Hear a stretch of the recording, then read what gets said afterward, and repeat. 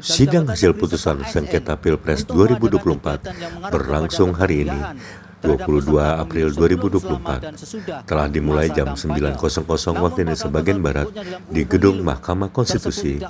Berbagai dalil yang diajukan pemohon satu persatu dibacakan Hakim Mahkamah Konstitusi untuk menjadi acuan pengambilan keputusan mengenai hasil sidang nantinya.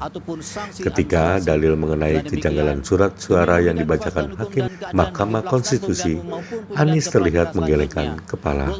Pembacaan dalil-dalil dari para pemohon pun masih dibacakan untuk menguatkan hasil putusan sidang hari ini.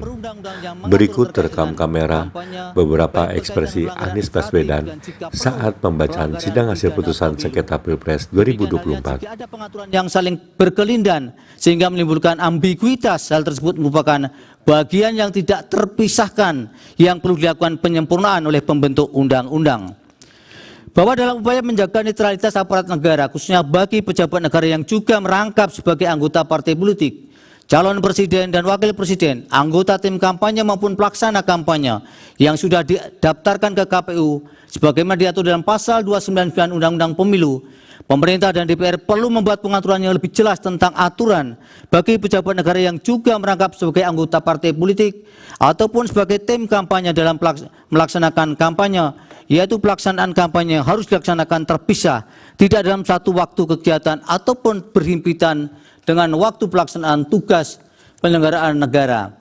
Kedua kegiatan tersebut tidak dapat dilakukan dalam waktu bersamaan maupun berhimpitan karena berpotensi adanya terjadi pelanggaran pemilu dengan menggunakan fasilitas negara dalam kegiatan kampanye maupun menggunakan atribut kampanye dalam tugas penyelenggaraan negara menjadi terbuka lebar.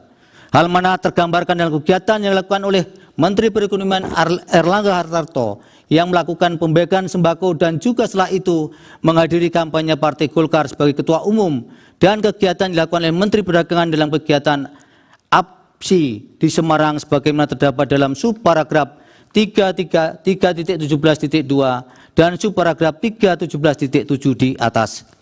Bahwa dalam menarik kesimpulan terkait dengan dugaan pelanggaran pemilu terhadap suatu peristiwa, Bawaslu perlu mensundap standar operasional dan prosedur tata urut maupun visuanalisis yang baku dan memerhatikan berbagai aspek yang menjadi unsur adanya suatu pelanggaran pemilu, baik yang dilakukan sebelum, selama, dan setelah masa kampanye.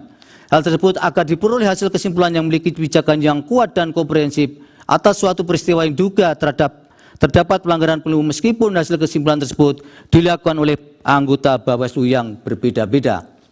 Oleh karena itu terhadap dalil aku pun Mahkamah tidak dapat menindaklanjuti dengan tanpa bukti-bukti yang diajukan oleh pemohon dalam persidangan.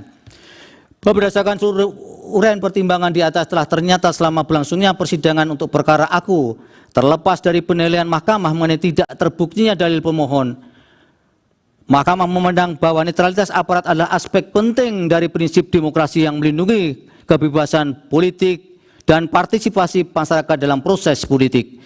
Tanpa netralitas, demokrasi dapat terancam oleh otoritarisme. Dalam konteks demikian, maka netralitas aparat dalam pemilu tidak hanya merupakan prinsip etis yang mendasar, tapi juga krusial untuk menjaga kesehatan demokrasi dan stabilitas politik suatu negara. Oleh karena itu, dalam rangka penataan ke depan, kesadaran pemahaman tentang penataan demokrasi, inkasu penyelenggaraan pemilu perlu senantiasa mempertimbangkan tidak hanya aspek regulasi, tapi juga aspek etik para pemegang jabatan publik. Dengan demikian, diharapkan dapat membentuk sistem yang kuat untuk mengantisipasi ketidaknetralan aparatur negara dalam penyelenggaraan pemilu sekaligus memastikan proses pemilu yang langsung, umum, bebas, rahasia, jujur, dan adil.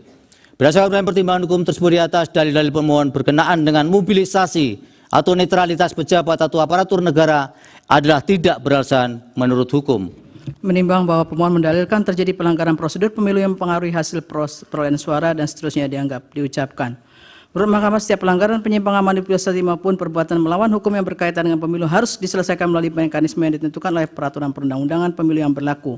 Mekanisme seperti ini mengharuskan adanya standarisasi sehingga dapat menjadi pegangan bagi peserta pemilu, penyelenggara pemilu maupun para petugas dalam pelaksanaannya. Hal ini juga merupakan cara untuk mencapai tujuan hukum pemilu, yakni keadilan, kepastian, dan kemanfaatan dari penyelenggaraan pemilu. Karena prinsip dasar penyelesaian sengketa pemilu bertujuan untuk menjamin dan memastikan bahwa hak setiap warga negara untuk berpartisipasi dalam pemerintahan demokrasi dapat terlaksana. dalam menghadapi pelanggaran pemilu, penegakan hukum dan penyelesaian pelanggaran pemilu harus dapat memahami tentang alur penyelesaiannya serta lembaga yang menanganinya.